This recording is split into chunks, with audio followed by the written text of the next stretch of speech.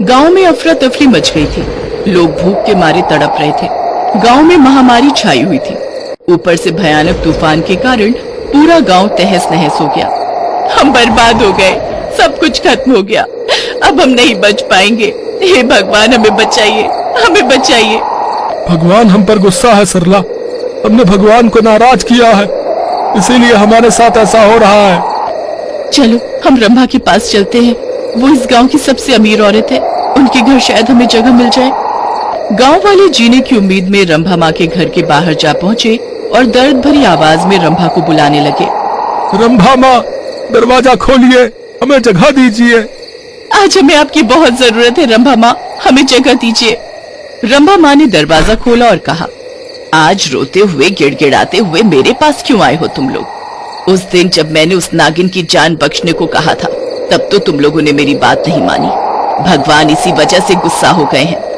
माफ कर दीजिए रंभा माँ, हमसे गलती हो गई। इतनी बड़ी नागिन देख के हम डर गए थे। डर गए थे? क्यों? उस नागिन ने तो तुम लोगों का कुछ नहीं बिगाड़ा था। तुम सब पापी हो। अब अपने पाप कर्मों के लिए जो सजा मिल रही है उसे स्वीकार कर लो। ये बोलकर रंभा माँ ने दरवाजा बंद कर दिया। घर के बाहर गांव वाले रोने धोने लगे। रंभा माँ घर के अंदर चली गई। तभी उनके सामने नाग माता प्रकट हुई। प्रणाम नाग माता। क्या बात है रंभा, तूने गांव वालों की मदद क्यों नहीं की? उन लोगों ने मेरी इकलौती बहन को मार डाला है नाग माता। लेकिन कैसे और कब हुई ये घटना? रंभा माँ ने बोलना शुरू किया। रंभा माँ इस गांव में बहुत सालों से रह रही है। वो इच्छाधारी नागिन है, लेकिन गांव वालों को इसके बारे में पता नहीं है। रंभा के माता पिता बहुत दिनों पहले किसी जंगल में रहा करते थे। उनकी मृत्यु भी इंसानों के द्वारा ही हुई थी। रंभा और उसकी बहन रत्ना दोनों जंगल छोड़कर इस गांव में चली आई थी। रंभा ने सोचा था कि इंसान बुरे नहीं है, इसीलिए इंसानों को अच्छे से जानने के लिए ही वो जंगल छोड़कर इस गांव में चली आई थी और यहाँ घर बनाकर रहने लगी थी। एक दिन उनकी बहन ने उनसे कहा, दीदी, हम इंसानों के साथ ही रह रहे हैं। इंसानों को समझने और हम नागिनों के साथ इंसानों के रिश्ते को मजबूत करने के लिए हमें पढ़ाई करनी होगी। मैं पढ़ाई करने के लिए कॉलेज जाना चाहती हूँ। ये तो बहुत अच्छी बात है बहना, तू जा, मैं यहीं रहूंगी। रत्ना कॉलेज में पढ़ने के लिए चली गई। रंभा के पास जादुई शक्तियाँ थी, इसलिए उनके पास पैसों की कोई कमी नहीं थी। वो गांव के लोगों के साथ घुल मिल गई और उनके सुख दुख में साथ देने लगी।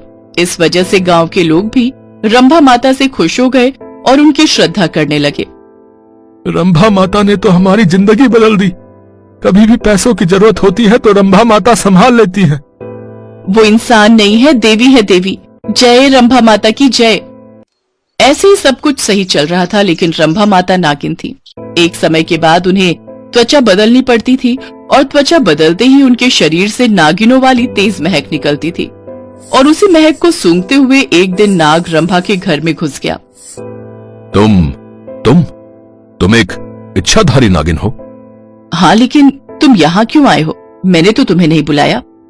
मैं तुम्हारी सुगंध से मोहित होकर यहाँ आया हूँ, लेकिन तुम जंगल छोड़कर यहाँ इंसानों के बीच में क्या कर रही हो? इंसानों ने मेरे माता पिता को मार डाला था, इसीलिए मैं यहाँ इंसानों को समझने की कोशिश कर रही हूँ। ये सुनकर वो नाग जोर जोर से हंसने लगा।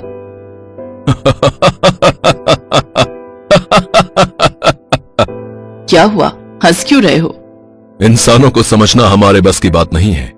इंसान स्वार्थी होते हैं, अपने फायदे के लिए कुछ भी कर सकते हैं। इंसान तो लालच के कारण दूसरे इंसान को मार डालते हैं। जब उन्हें पता लगेगा कि तुम एक नागिन हो, तो वो तुम्हें भी मार डालेंगे। नहीं, ये लोग मुझसे बहुत प्यार करते हैं। ये लोग मुझे या फिर मेरे परिवार को कुछ नहीं करेंगे। ये तुम्हारी गलतफहमी है। तुम जाओ यहाँ से और कभी मत आना।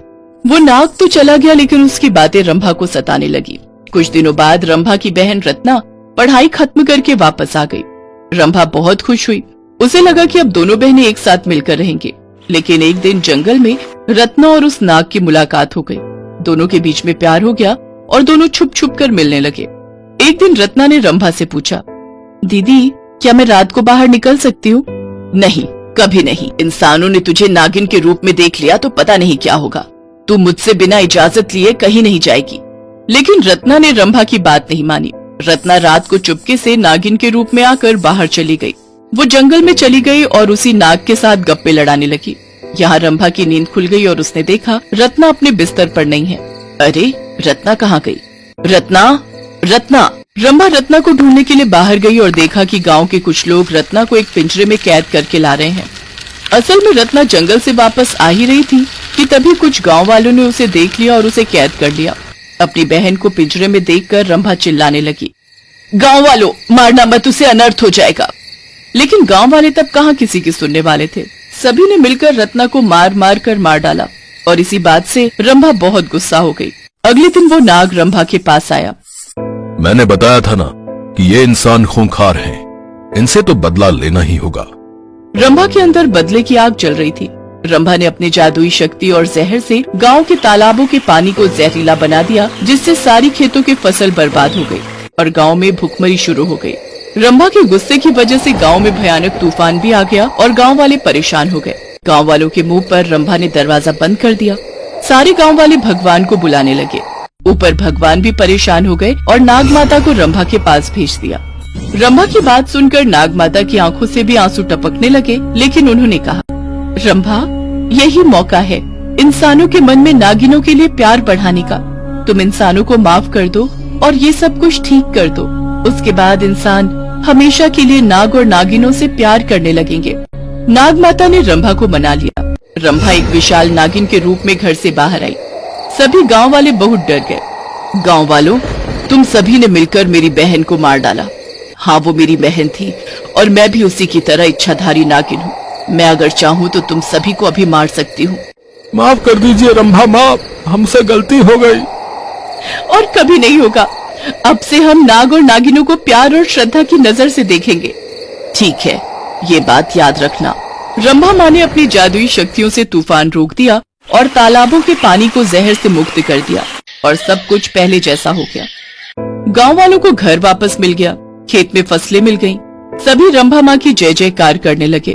गांव में एक नागिन मंदिर भी बनाया गया। इसके बाद नागिनों के लिए इंसानों के मन में श्रद्धा का संचार हुआ। इसके बाद किसी भी इंसान ने कभी भी किसी नाग या नागिन को नहीं मारा।